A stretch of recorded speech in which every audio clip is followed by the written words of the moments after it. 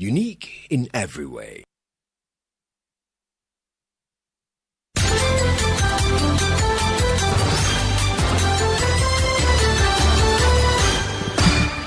"30 years of joyfulness." Hello, good afternoon, and welcome to the Midday News.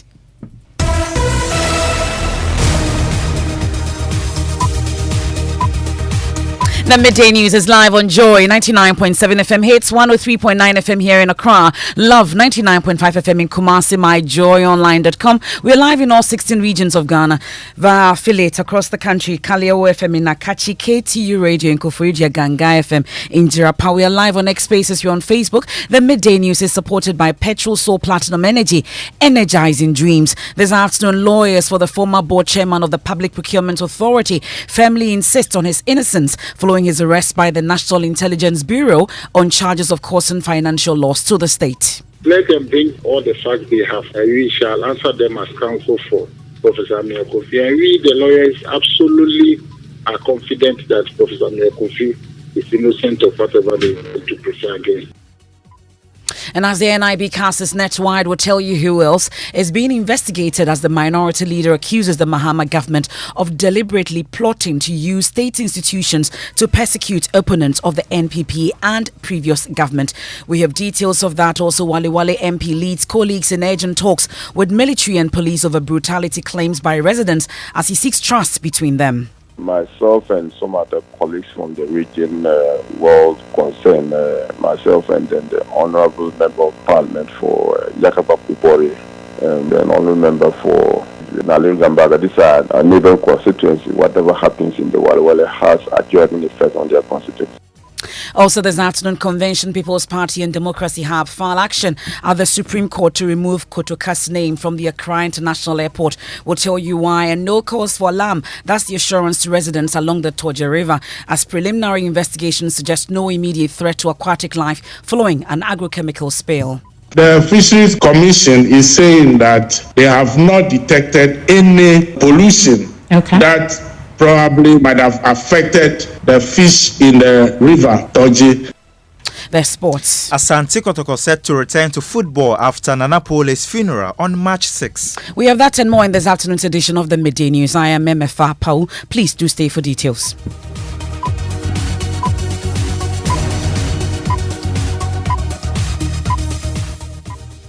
Many thanks for your company. We are your home of independent, fearless and credible journalism. This afternoon, lawyers for the former board chairman of the Public Procurement Authority, Professor Christopher Ameyaw, have come to his defense, firmly insisting on his innocence following his arrest by the National Intelligence Bureau, NIB, for causing financial loss to the state.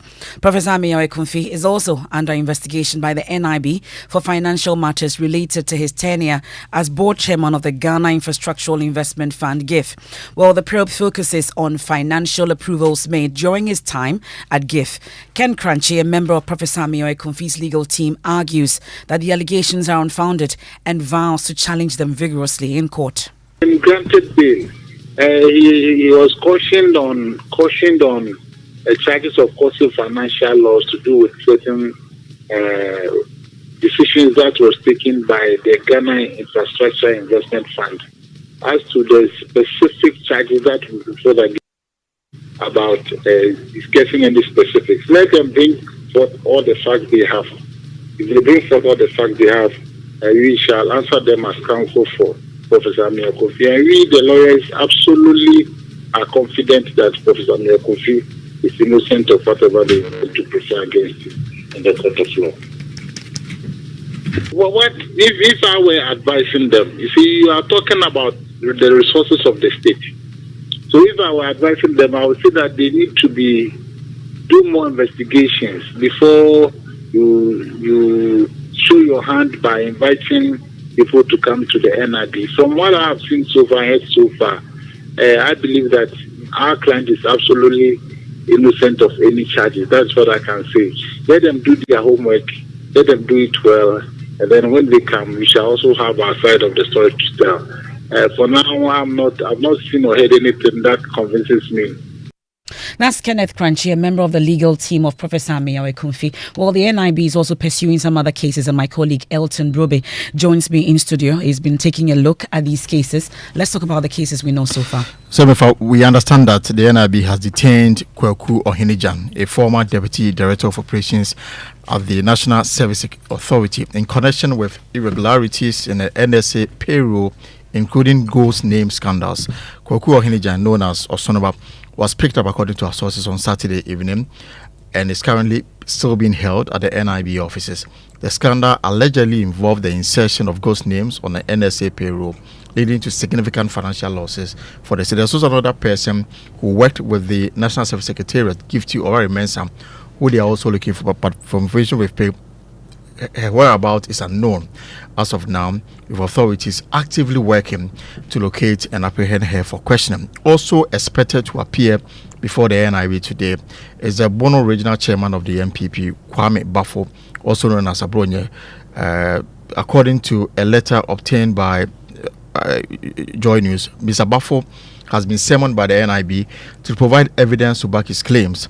The communique indicates that Abronye DC accused President Mahama of withholding 500 million Ghana cedis intended for dismissed appointees at the Jubilee House, and he's been invited today to provide evidence to back this claim. Interesting. Well, but we know that the minority leader has been speaking about these concerns. He's accusing the Mahama government of deliberately plotting to use state institutions to persecute opponents. Tell us more.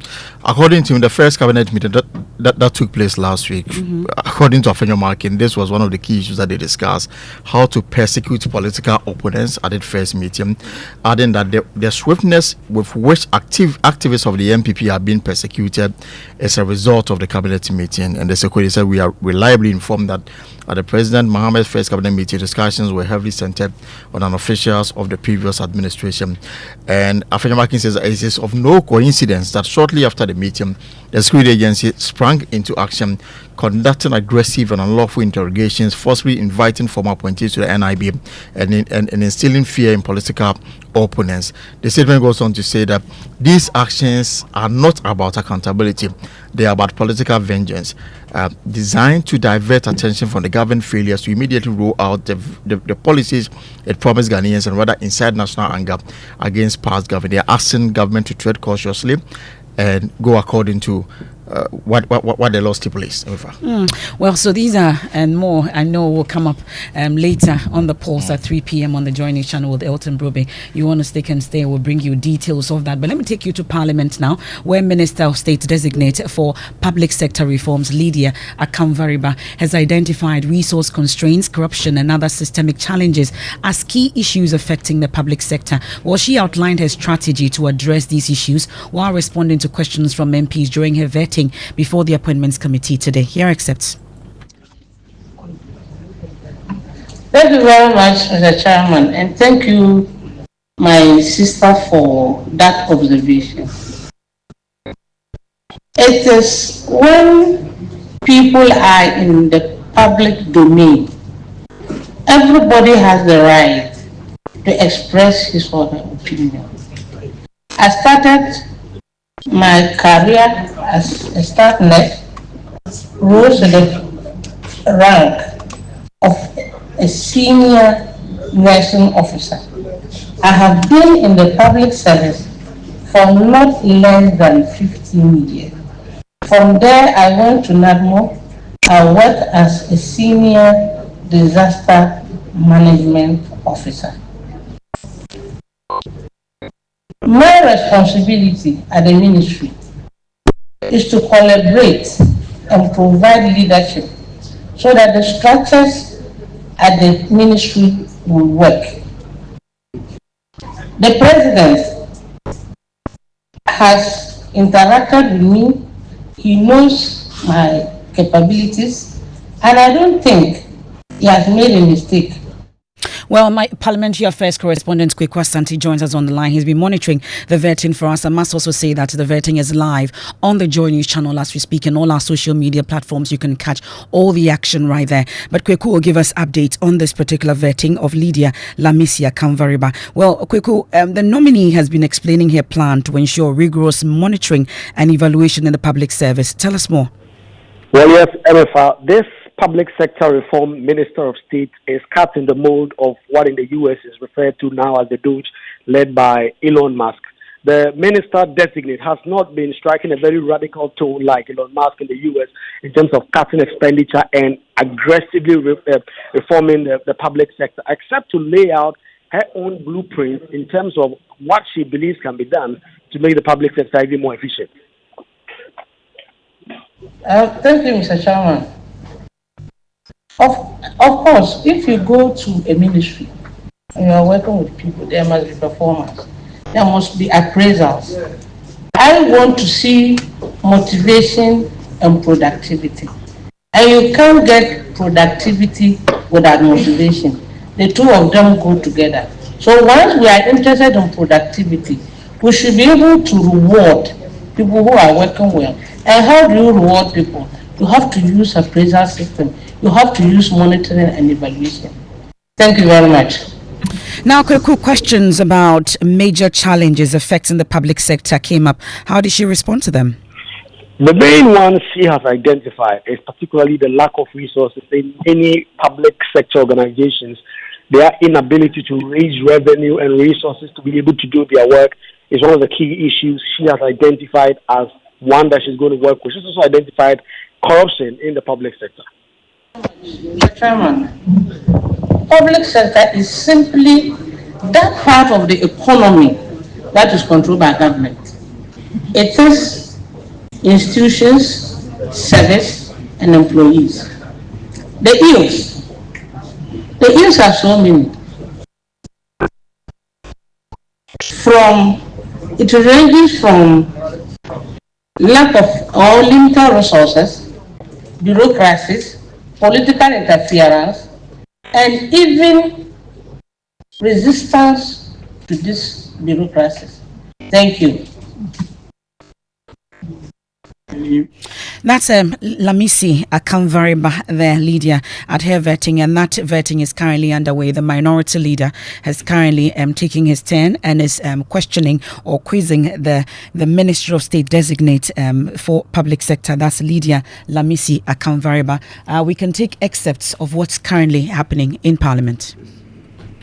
And that nurses have been recruited who are working, saving lives, and for some irregularities, supposedly, these nurses have to be sent home, as in dismissed. Would you find that disturbing? Because anytime a nurse is absent from a community, a life is in danger. You would agree with me on that? Thank you very much. I want you to answer without a partisan political hat.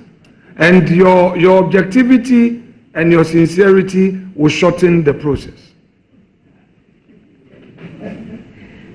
I mean, I know you as a very sincere person. Yes, I will be heard. Thank you. If somebody should die because a nurse didn't come to work. That assured, would you, as a public officer, I'm not even saying you being a minister of state.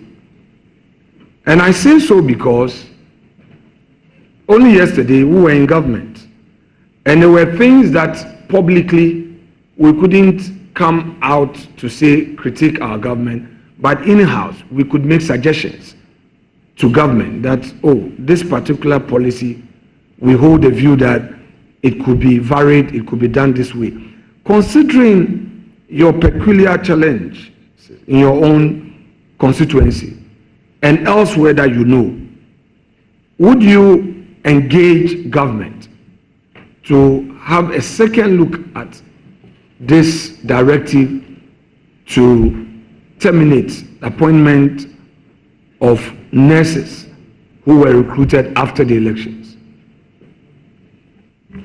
Thank you very much, Mr. Chair. I think respectfully, my senior colleague and leader, I've answered these questions sincerely, that it is about engagement, it's about understanding the issues, it's about we having a collective agreement as to how we recruit people into our services. That would help us. Thank you very much.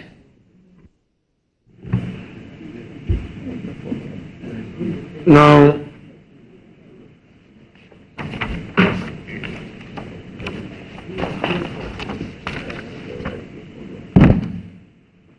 we obtained some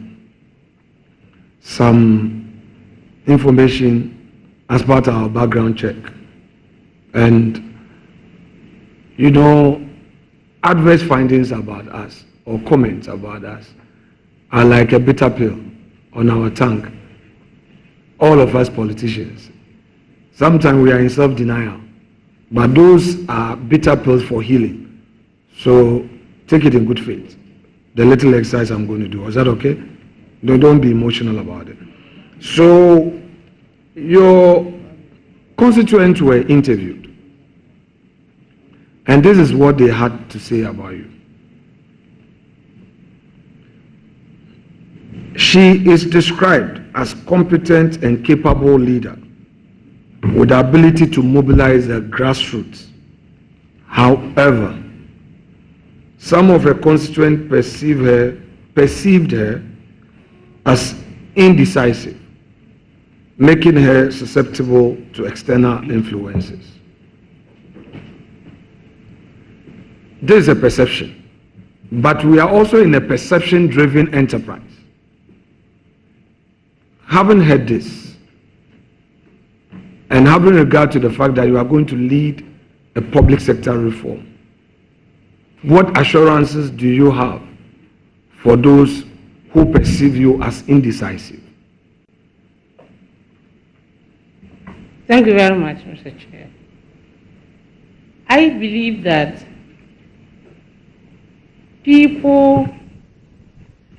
when people are interviewed, everybody has something to say. There's a good side of me. They said I am capable. So I want to assure you that I am capable of handling the ministry that I'll be going to take care of. Thank you.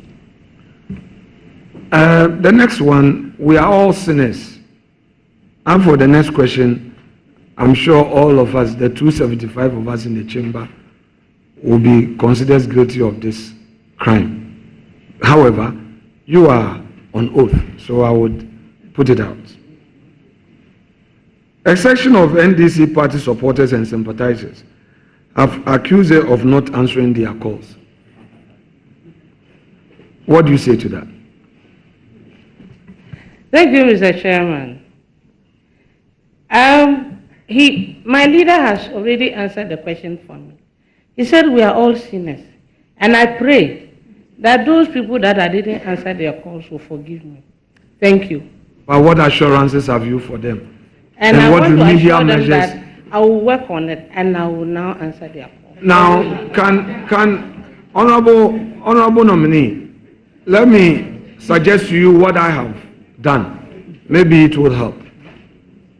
Sincerely speaking, it is practically difficult to answer all calls.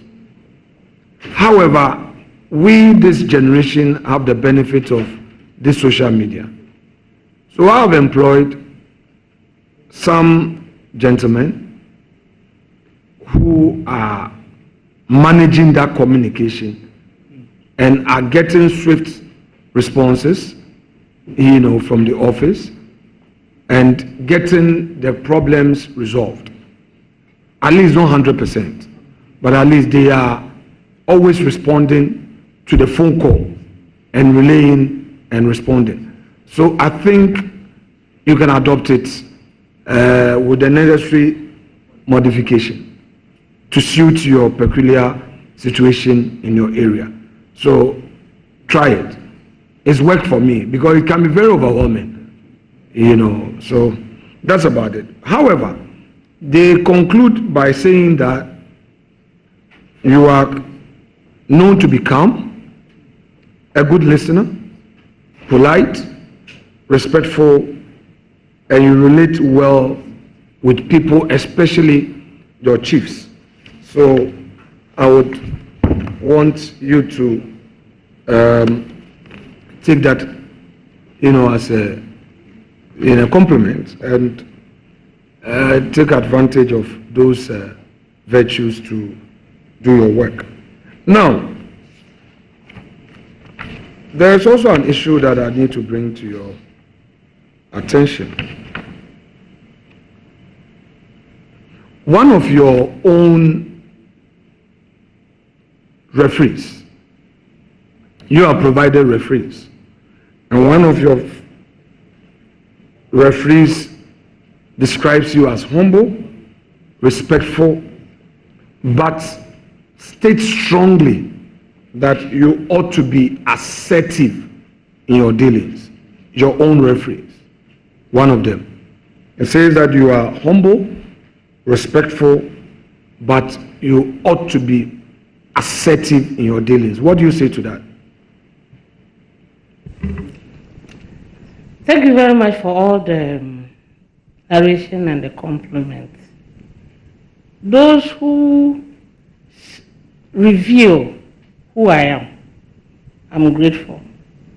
Once somebody says something about you, the person wants you to work on it. I will work, I will do everything diligently in my power to work on all those, my flaws. Thank you. Honorable nominee,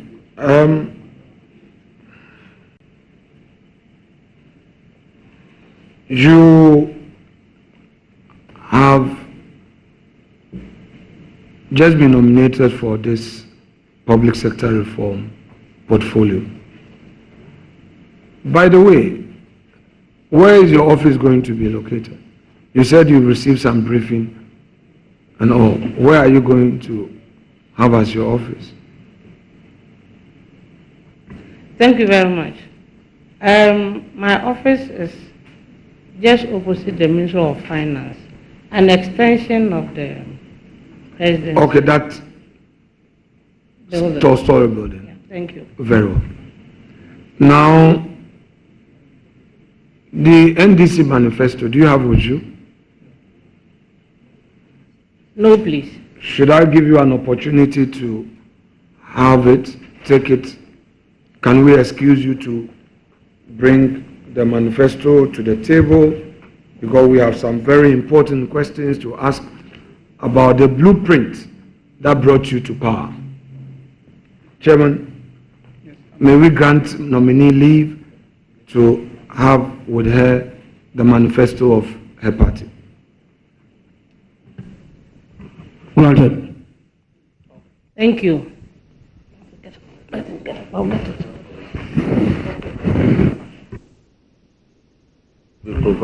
Please, Madam Nominee, please sit, please. Yeah, unless you want to stretch.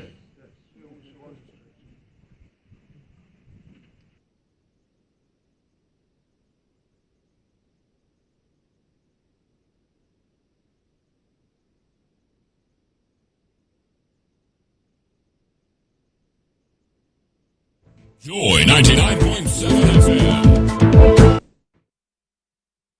And just gone by is the vetting of the Minister of State designates for public sector reforms, Lydia Lamisi Akamvariba. And of course, we're expecting more nominees to be vetted going forward. But let me take you now to Wale Wale, where amid reports of security brutality in Wale Wale and its neighboring communities, concerned members of parliament led by the Wale Wale MP, Dr. Tia Abdul Kabiru Mahama, have convened a crucial meeting with military and police personnel in the area.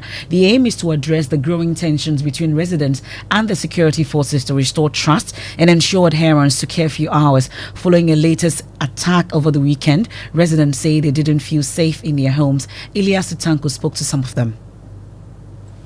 5:45 Thursday evening, around 30 soldiers armed with rifles and 3 combat vehicles stormed Kukwazugu, a suburb of Wale Wale, and raided the private residence of a sub-chief. Abdul Matidi Mohammed is a tenant of the house the soldiers reportedly invaded. I was in the house, inside my room, with some other 3 women. My wife, the landlord's wife, and one of their friends who came to visit them. So I was coming out with a friend. who was outside here waiting for me. All of a sudden, some military men invaded. The house was surrounded by the soldiers before some of them entered and started tearing down doors and windows and destroying properties in the rooms.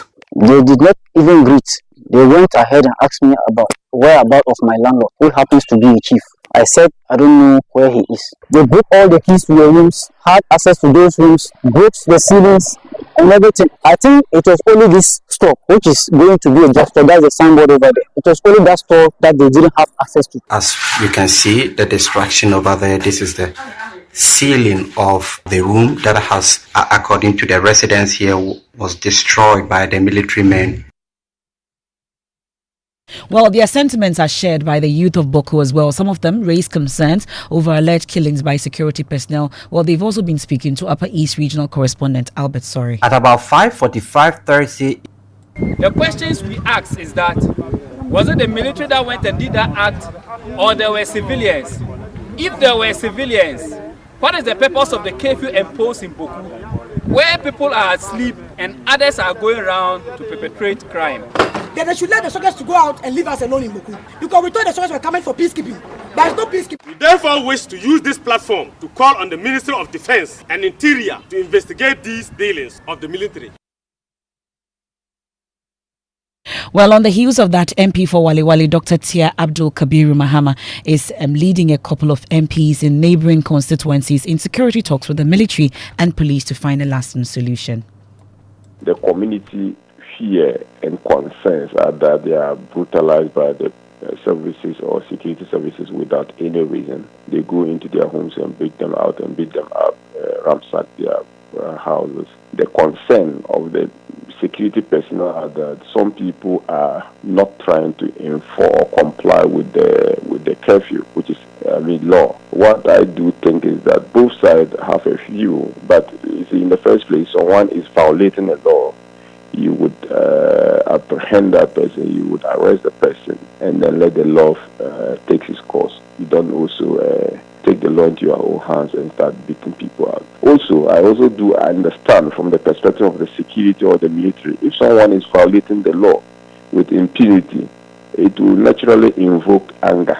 Yeah, so myself and some other colleagues from the region world concerned, myself and then the Honorable Member of Parliament for Ameyaw-Akumfi, myself and then Honorable Member for Nalin Gambaga. These are our neighboring communities, and whatever happens there, our neighboring constituency, whatever happens in the Wale Wale has a direct effect on their constituency. So I'm expecting them to arrive in Tamale by Midday, and then we'll proceed to Wale Wale to have engagement. Well, that's the Wale Wale MP, Dr. Tia Abdul Kabiru Mahama, taking us on a quick break here on the Midday News. We are live on Joy 99.7 FM, Love 99.5 FM in Kumasi, myjoyonline.com. We are also on Hit. We're right back.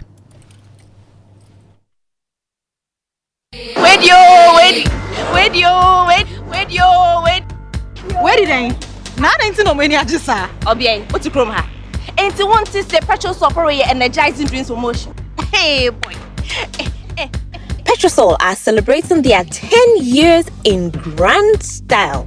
They're giving back to their loyal customers. Hope you have registered at their online portal. Don't say I didn't tell you all.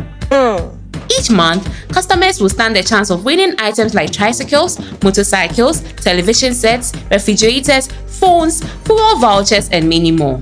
But the best part is that at the end of the promo, we will be giving out a grand prize of 2 Suzuki Espresso cars to lucky winners who stay with us all through the promo period.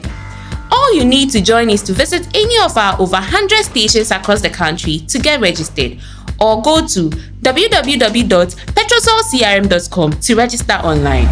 Petrosol, energizing dreams. Thanks for sticking with us. Well, we are still waiting for the Appointments Committee to resume vetting. On the list today, we have Thomas Nyako Ampim. He's a Deputy Minister Designate, Ministry of Finance. We have Ebenezer Oklete Telabi, is an MP. He's a Deputy Minister, Ministry of Interior. We also have Samson Ahi, MP, and he's going to be the Deputy Minister, Ministry of Trade, Agribusiness and Industry. These are the nominees to be vetted. Subsequently, we've already had that Lydia Lamisi Akamvariba is an MP, Minister of State, Public Sector Reforms, and will be monitoring events there for you. Is also live on the Joy News channel. We'll also be live here on Joy 99.7 FM. Well, it's a Monday. There's a lot that's been happening over the weekend. Yes. Let's catch up with Lois and Jackie on what people are talking about. Yes, What's making you laugh already? Because what's coming is pretty funny. But yesterday, Stonebwoy held his up and running tour in Chicago, and Ghanaians have seen it, but they are not happy with the turnout. So they're saying it flopped. And also, and also a woman was dancing, close to this kid, and people are like, "Are you sure Dr. Louisa knows about all of this?" So it's trending, and hopefully the next one goes better in the eyes of Ghanaians, including the Shatta fans. Yes, but then Emefa, there's a chart on social media where they've put together a list of the net worth of some of the richest musicians in Ghana, and it's serious when you see the net worth. Let me just read some comments, and I think it's a perfect time to get to the sound. The sound. Okay. To me, more money. How many years haven't they acted? How many producers haven't they acted? Me, Kofi Adol, they on the internet say I'm worth $800,000. Me, 800 what? Are you more than? More. Or you are not even there? The thing I'm talking about, if I was more than 800, you ask me better questions, Mr. Interviewer. Well, so some of the net worths, it looks like it's not fitting some people. The musicians, so they'll be shocked to see that on social media. Well, apparently it was just a break. In the Public Accounts Committee. Thank you for the comic relief. Brief one. Let's take you back to the Appointments Committee, and Lydia Akamvariba has resumed the seat again.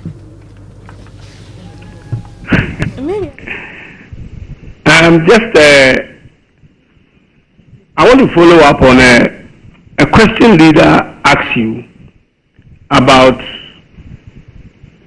if you should lose your work. I remember I'm sure you remember the question. In the circumstance he described, will you be sad? And you said yes. Now let me ask you the same question in another way. If you lose your job under the same circumstance he described, but you find out later that the proper process was not followed for you to get a job, and that you probably got